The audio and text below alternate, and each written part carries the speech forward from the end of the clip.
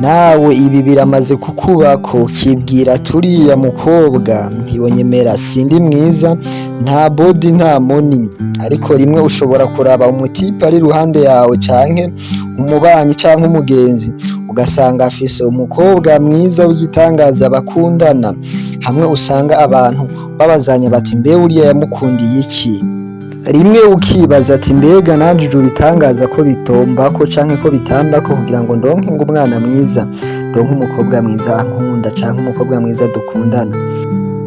Niyo mpamvu uyu munsi rero tugiye kurabira hamwe amwe mu mabanga canke amwe mu mayeri abasore bibitseho canke bakoresha mu kwigarurira imitima y'abakobwa beza, kandi abo bahungu ataco bafise atariko ari beza canke ata amafaranga bafise ariko ugasanga bigaruriye imitima canke amarangamutima y'igitsina gore. Niyo mpamvu uyu munsi tugomba tubirabire hamwe ayo mayeri canke ubwo buryo canke izo strategy. Ikaze kuri G4G.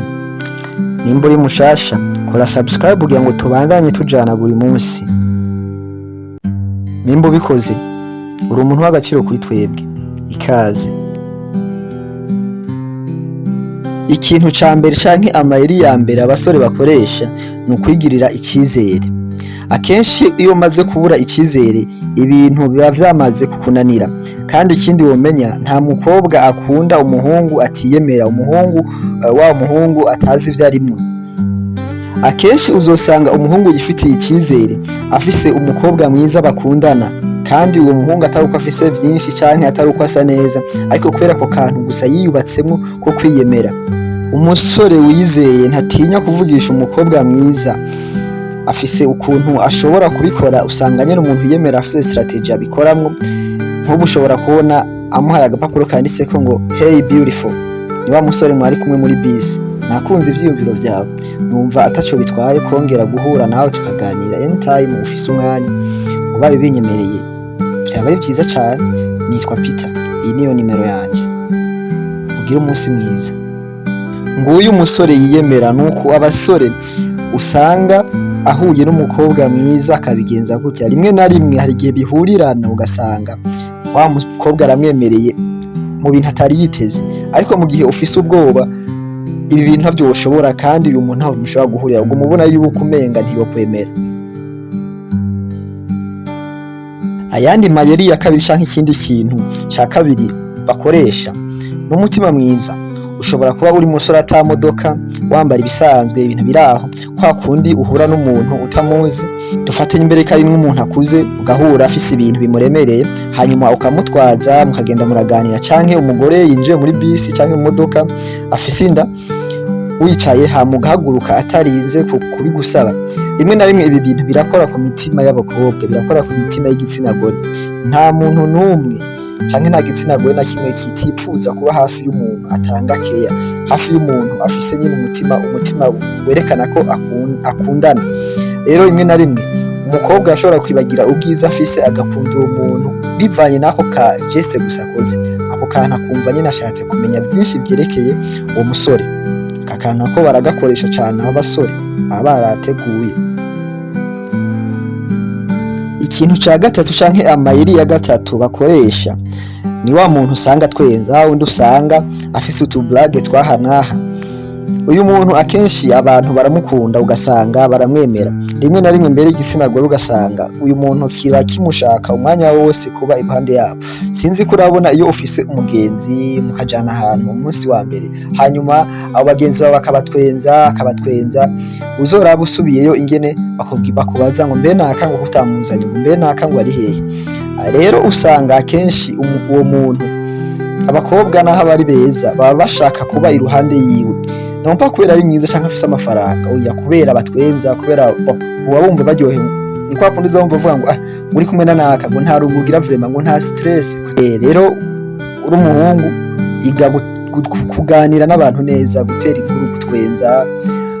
Rimwe na rimwe birafasha kumenyana n'abantu vyoroshe, n'abantu kwibuka vyoroshe, marge naho ataba amafaranga uba ufise canke atakintu uba ufise. Biratuma abantu bakwitwararika bakakwibuka cane.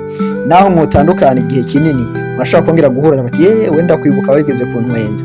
Naka n'akantu bakoresha cane. Ikintu ca kane canke amayeri ya kane ni intelligence, ubwenge. Ninde adakunda umusore aciye ubwenge? Vyonyene uzobibona no kw'ishure, umusore aciye ubwenge uko aba angana kose canke uko aba asa kose usanga abakobwa bamwemera banamuyoboka, kubera yuko aba afise ikintu barondera.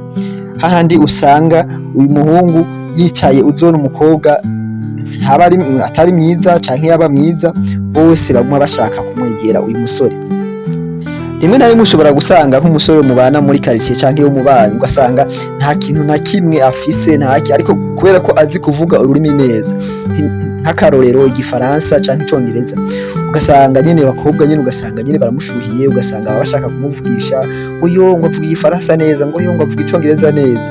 Rero gerageza nawe umenye ikintu ushoboye hama ugikore mu buryo bwiza, ushobora kuronka umwana mwiza canke umukobwa mwiza. N'aka kantu karakora, ubwenge, umuntu afise ubwenge abakobwa baramukunda. Ikintu ca gatanu canke amayeri ya gatanu, iki ni kimwe bita impano. Iki ni kimwe mu bintu usanga abakobwa bakunda, uko waba usa kose ariko uzi kugaragaza impano yawe bituma abakobwa bakwemera.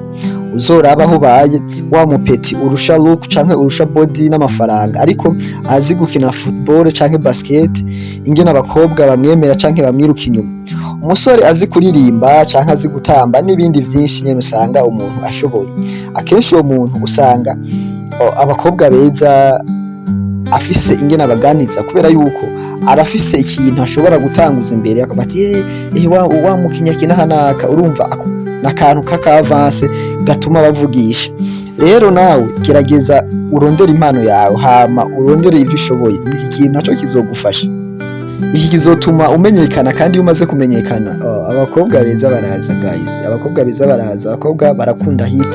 Iyo umuntu amaze kumenyekana izina ryo rikaduga hejuru, ntibaraba sura canke amafaranga, basigara barabijya hit, bashaka gukunda hit yawe kubera hit ari iwawe usanga nawe urakunzwe. Rero aya n'amayeri aba basore bakoresha mu kwibikaho canke mu kwigarurira imitima y'abakobwa beza.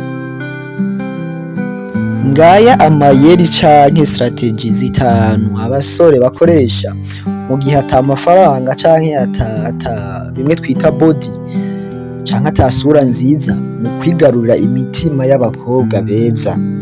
Nawe niba ushaka kwigarurira abakobwa beza, gerageza ibi bintu. Trust me, ibi bintu birashobora kukuzanira umukobwa mwiza, kandi ndabizi yuko nawe wari usanzwe ubizi, gusa ukeneye umuntu akwibutsa kuko wama wayibonye mu kibano aho ubaye. Mwakoze kumviriza iki kiganiro. Jewe wumva ni Roy Juif kuri Juif LG. Bandanya mukora subscribe uko bukeye uko bwije. Niyo ntererano yanyu. Murakoze.